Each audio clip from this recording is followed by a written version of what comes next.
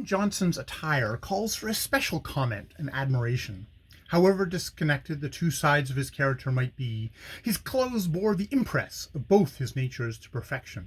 He wore, when we first met, a huge sombrero hat, a spotless singlet, and a suit of clean, well-got-up dungaree, and an uncommonly picturesque, powerful figure he cut in them, with his finely molded, well-knit form, and good-looking face, full of expression always, but always with the keen, small eyes in it watching the effect his genial smiles and hearty laugh produced.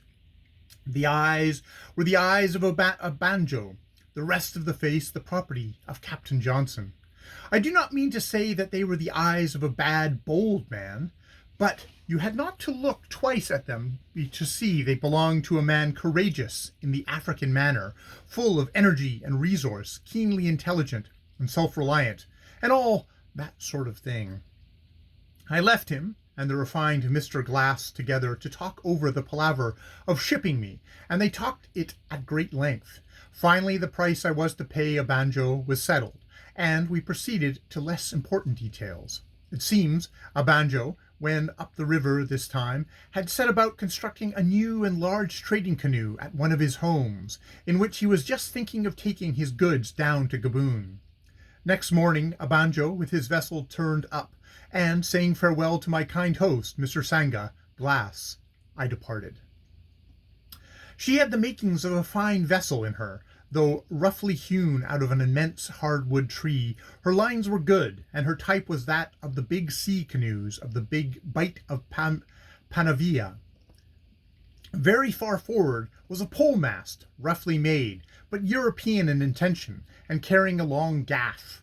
Shrouds and stays it had not, and my impression was that it would be carried away if we dropped it in for half a tornado, until I saw our sail and recognized that would go to darning cotton instantly if we fell in with even a breeze. It was a bed quilt that had evidently been in some family some years, and although it had been in places carefully patched with pieces of previous sets of the captain's dungarees, in other places, where it had not, it gave free passage to the airs of heaven, which I may remark does not make for speed in the boat mounting such canvas. Partly to this sail, partly to the amount of trading affairs we attended to, do I owe the credit of having made a record trip down the Rmbw, the slowest white man time on record. Fixed across the stern of the canoe there was the usual staging made of bamboos, flush with the gunwale. Now this sort of staging is an exceedingly good idea when it is fully finished. You can stuff no end of things under it, and over it there is erected a hood of palm thatch, giving a very comfortable cabin 5 or 6 feet long, and about 3 feet high in the center, and you can curl yourself up in it, and, if you please, have a mat hung across the opening. But we had not got so far that yet our vessel only just got the staging fixed, in fact, and I assure you a bamboo staging is but a precarious perch when in this stage of formation.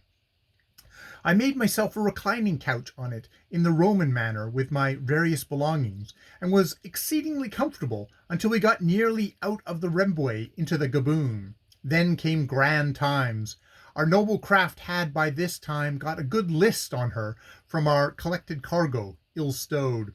This made my home, the bamboo staging, about as reposeful as a place as the slope of a writing desk would be if well polished, and the rough and choppy sea gave our vessel the most peculiar set of motions imaginable. She rolled, which made it precarious for things on bamboo staging, but still a legitimate motion, natural and foreseeable.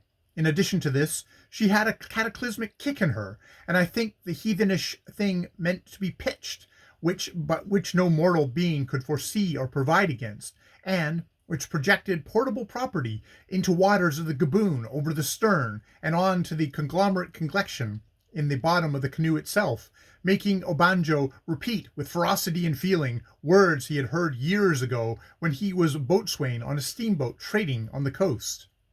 It was fortunate, you will please understand, for my future, that I have usually been on vessels of the British African or African lines when voyaging about this West African seaboard, as the owners of these vessels prohibited the use of bad language on board, or goodness only knows what words I might not have remembered and used in the Gaboon estuary.